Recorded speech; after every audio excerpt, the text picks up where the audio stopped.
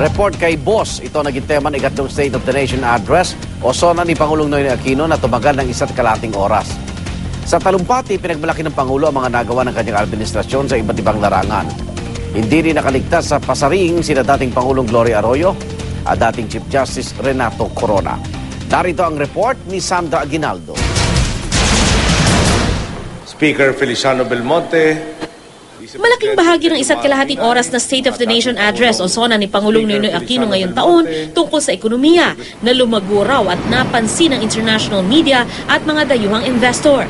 Patunay ang pagganda ng credit rating ng Pilipinas, kakayahan na nating magpautang sa ibang bansa at pagkonti umano ng mga walang trabaho. Para maramdaman na mahihirap ang pag-unlad ng bansa ay pinagbuti raw ang pagpapatupad ng Pantawid Pamilyang Pilipino Program at pinalawak ang coverage ng PhilHealth. Pero aminado ang Pangulo, marami pang dapat gawin sa larangan ng kalusugan. Nakakabahala ang mataas pa ring maternal mortality ratio ng bansa. Kaya nga po gumagawa tayo ng mga hakbang upang tugunan ang pangangailangan sa kalusugan ng kababaihan.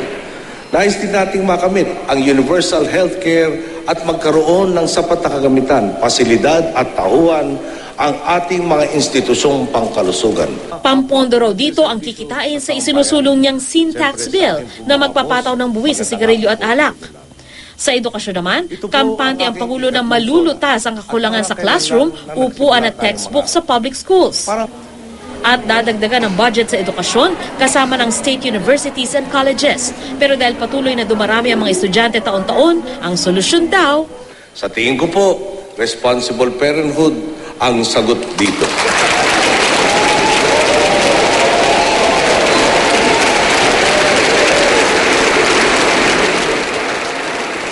Patuloy rin daw nagagastusan ng infrastruktura tulad ng airport at kalsada na makakatulong sa pagdami ng trabaho at ng turista na target niyang umabot sa 10 milyong turista kada taon. Kasunod ng pagpapababaraw ng kriminalidad, higpitan din daw niya ang mga illegal loggers sa kanyang pamumuno. Sa agrikultura, napababa rin daw ang pag-aangkat ng bigas. Hindi binanggit ng Pangulo ang Hacienda Luisita na pag-aari ng kanyang angkan pero nangako siyang tatapusin ang pamamahagi ng lupa sa mga magsasaka sa loob ng kanyang termino. Sa kanyang speech, nabanggit ng Pangulo ang pag-aagawan ng Pilipinas at China sa Bajo de Masinloc na nasa loob ng 200-mile exclusive economic zone ng Pilipinas. Kabilang sa mga nanood sa SONA ng Pangulo ay mga ambassador ng iba't ibang bansa, kabilang na ang ambassador ng China. Magtiwala po kayo. Kumukonsulta tayo sa mga eksperto at sa lahat ng pinuno ng ating bansa, pati na sa mga kaalyado natin.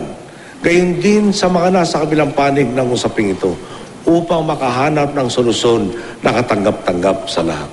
Hindi rin pinalampas ng Pangulo si dating Pangulong Gloria Arroyo bagamat hindi niya ito direktang pinangalanan. Pati si dating Chief Justice Renato Corona nakatikim ng pasaring.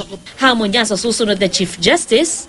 Kaya po, sa susunod na magiging punong maestrado, malaki ang inaasahan sa inyo ng sambayanan. Napatunayan na po natin posible ang imposible. Ang trabaho natin ngayon siguruhing magpapatuloy ang pagbabago tungo sa tunay na katarungan. Matapos man ang ating termino. Pero ano man daw ang naabot ng kanyang administrasyon dahil daw sa pagpupursige ng mga Pilipinong itinuturing niyang boss. Umaharap po ako sa inyo ngayon at sinasabing hindi ko SONA ito. Kayo ang gumawa nito. SONA ito ng sambayanang Pilipino. Maraming salamat po at magandang hapon po sa lahat.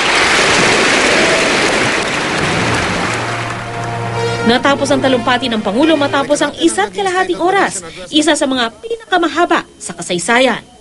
Para sa unang balita, Sandra Aguinaldo reporting.